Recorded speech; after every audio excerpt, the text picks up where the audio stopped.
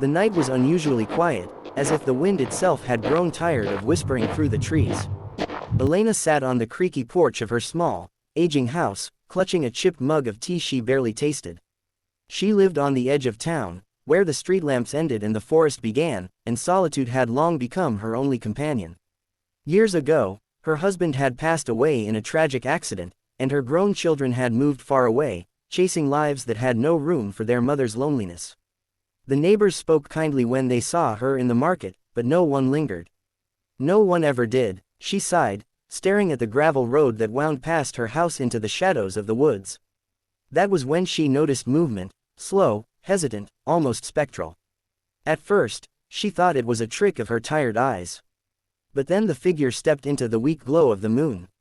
It was a dog, thin, scraggly, with fur matted by dirt and hunger. The creature limped toward her. Its eyes glimmered with something she couldn't place, fear, yes, but also an uncanny sharpness, as though it carried secrets no ordinary animal should.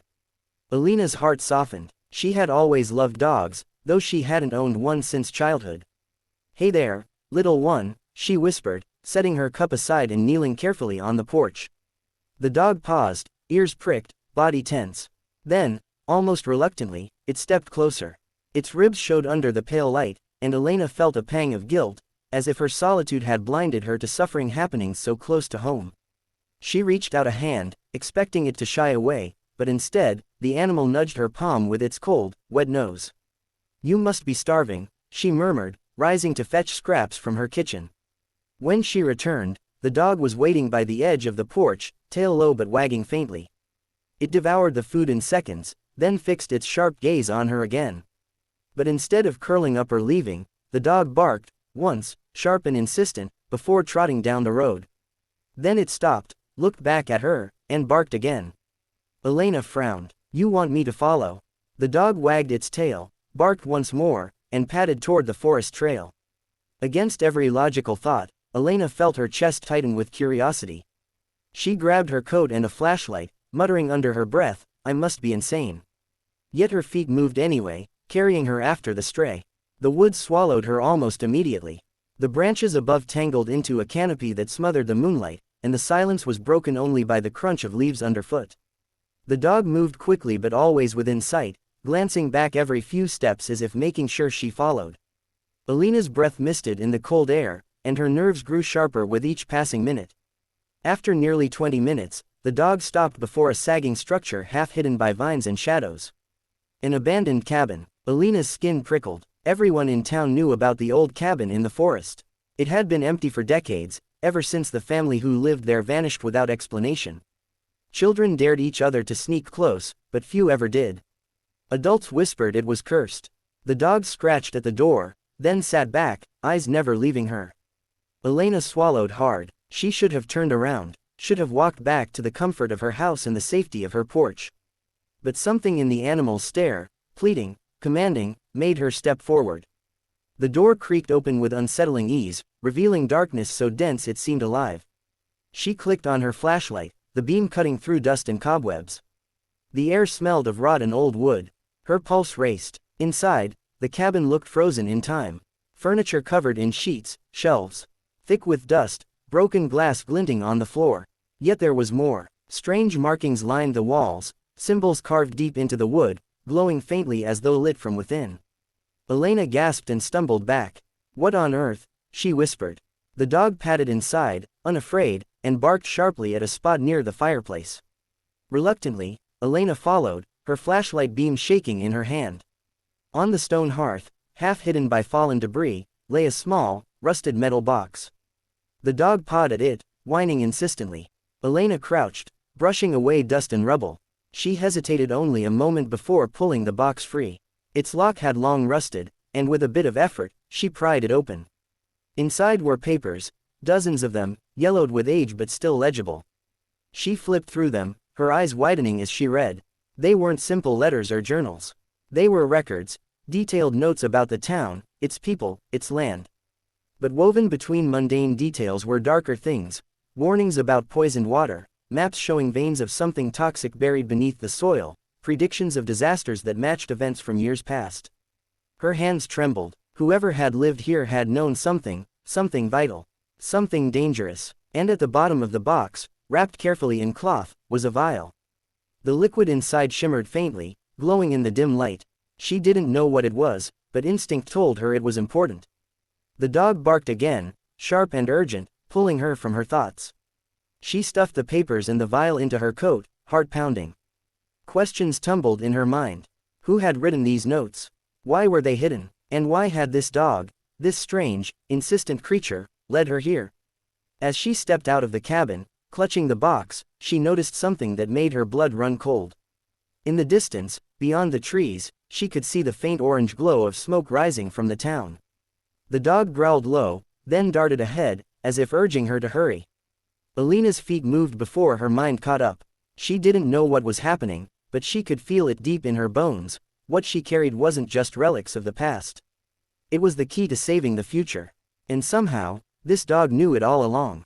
Elena stumbled through the forest, clutching the rusted box to her chest, her flashlight beam cutting shaky paths through the darkness. The stray dog ran ahead, pausing every few steps to make sure she followed. Her breath came ragged and fast, not just from the pace but from the fear boiling in her stomach. That faint orange glow on the horizon, she knew what it meant. The town was burning. By the time she reached the tree line, the sight nearly brought her to her knees. A fire had broken out near the mill, its wooden walls engulfed in furious flames that reached skyward. Villagers ran frantically, shouting, carrying buckets of water that looked pitiful against the inferno. Children cried, men cursed. Panic spread faster than the fire itself. Alina's first instinct was to rush forward and help, but the dog barked sharply, pulling her back to focus. She looked at the papers she had found, clutching them with trembling hands. Her eyes scanned the notes again, and her blood ran cold. One of the journal entries, dated decades ago, spoke of an inevitable blaze at the heart of the town, warning that it would spread uncontrollably because of gas pockets under the earth near the mill. Gas pockets. Alina's mind raced. That meant water wouldn't be enough. No amount of buckets would extinguish a fire fueled from below. She read further, her hands shaking. The notes mentioned a substance, a neutralizing agent stored in a vial, that could dampen the gas volatility. That vial now rested in her pocket. Her heart pounded. Could this strange, glowing liquid truly be the answer? Elena, a voice cried. She turned to see Mayor Harold, his face streaked with sweat and soot, running toward her. He looked bewildered at the sight of her standing at the edge of the forest, clutching a box with a stray dog by her side. "What are you doing out here?" he shouted over the roar of the flames. "We need every hand to fight this fire." "No, listen to me." Alina's voice cracked, but she stood firm. "You can't fight it with water. It's not just wood burning, it's gas beneath the mill. The more you pour, the worse it will get." The mayor stared at her as though she had lost her mind. "Gas? How could you possibly know that?" Elena thrust the papers into his hands. "Read them. They were hidden in the old cabin. Someone knew this would happen. And I have the antidote, something that can stop it." She pulled the vial from her pocket, the glowing liquid catching the light of the flames. The mayor blinked in disbelief. Around them, townsfolk had paused to listen, their frightened faces lit by fire. Murmurs spread. Some called her crazy. Others whispered about the old cabin, about legends of secrets buried in the woods. The dog barked furiously, snapping everyone's attention back. Its growl was low, protective, as if warning them that time was running out.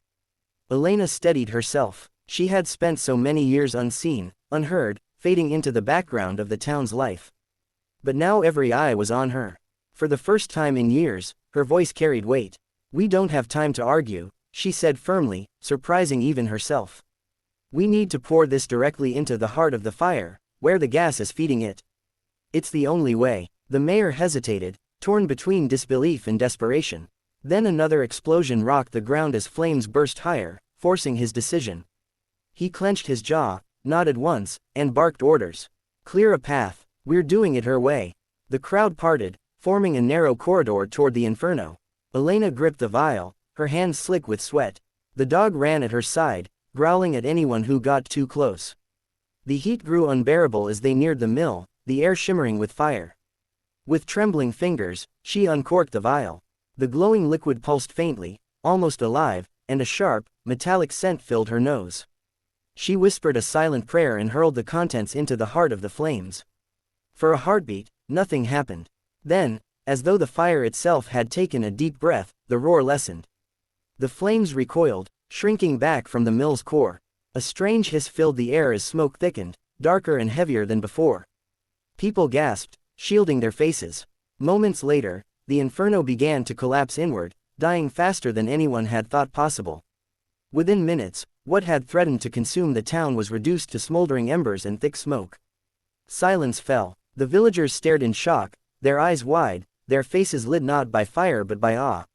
Slowly,